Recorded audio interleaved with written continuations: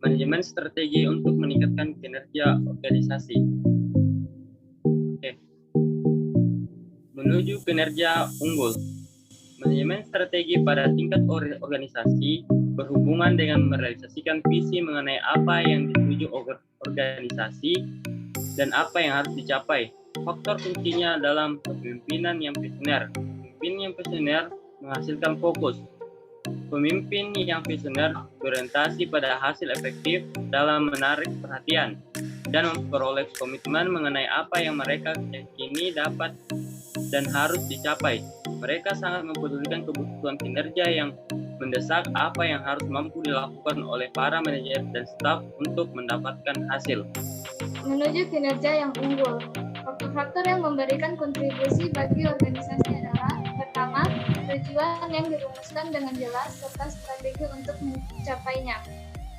Kedua, sistem nilai yang meningkatkan kinerja, kapabilitas, kualitas, produktivitas, pelayanan pelanggan, kerja tim, dan fleksibilitas. Ketiga, kepemimpinan yang kuat dan visioner. Keempat, tim manajemen yang kuat, proaktif, dan inovatif. Kelima, karyawan yang termotivasi, berkomitmen, memiliki keahlian dan fleksibel. Keenam, kerjasama tim yang efektif di seluruh organisasi dengan konflik yang terkendali. 7.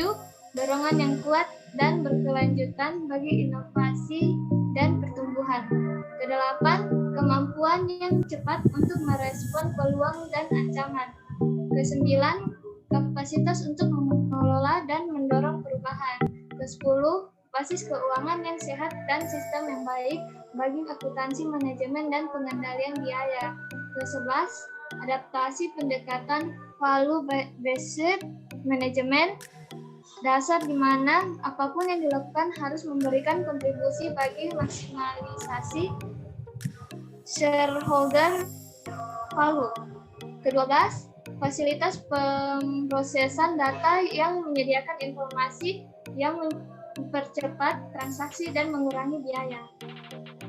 Selanjutnya, Key Performance Indicator atau KPI sebagai pengukur kemajuan organisasi.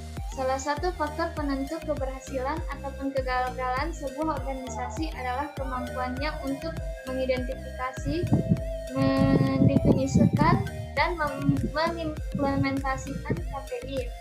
KPI semakin penting perannya dalam menghasilkan keputusan yang akurat dan tepat waktu, yang tentu saja menjadi indikator utama diraihnya kesuksesan dalam sebuah organisasi.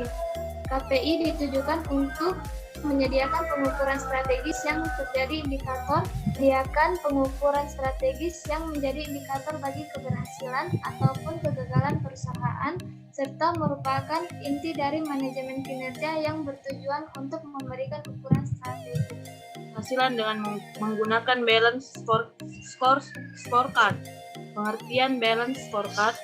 Balance scorecard adalah sebuah perangkat strategis atau strategis tools untuk mengevaluasi kinerja perusahaan terhadap sasaran-sasaran yang telah ditetapkan sebelumnya. Akan melanjutkan materi yang telah dibawakan oleh kelompok saya, yaitu kegagalan balance scorecard. Kaplan dan Norton 2007 mengungkapkan sejumlah jenis kegagalan proses ini. Yang pertama yaitu kurangnya komitmen manajemen senior, hanya melibatkan tim eksekutif senior, memperlakukan balance scorecard sebagai sebuah proyek sistem, terlalu sedikit individu yang terlibat, proses pengembangan yang terlalu panjang, dan yang terakhir yaitu memperkenalkan balance scorecard hanya untuk kompensasi. Transformational balance scorecard. 5 prinsip keunggulan 5 principle of excellence yang menjadi dasar pengembangan JCG Transformational Balance Scorecard. Yang pertama yaitu anggota organisasi adalah subjek buka ataupun objek.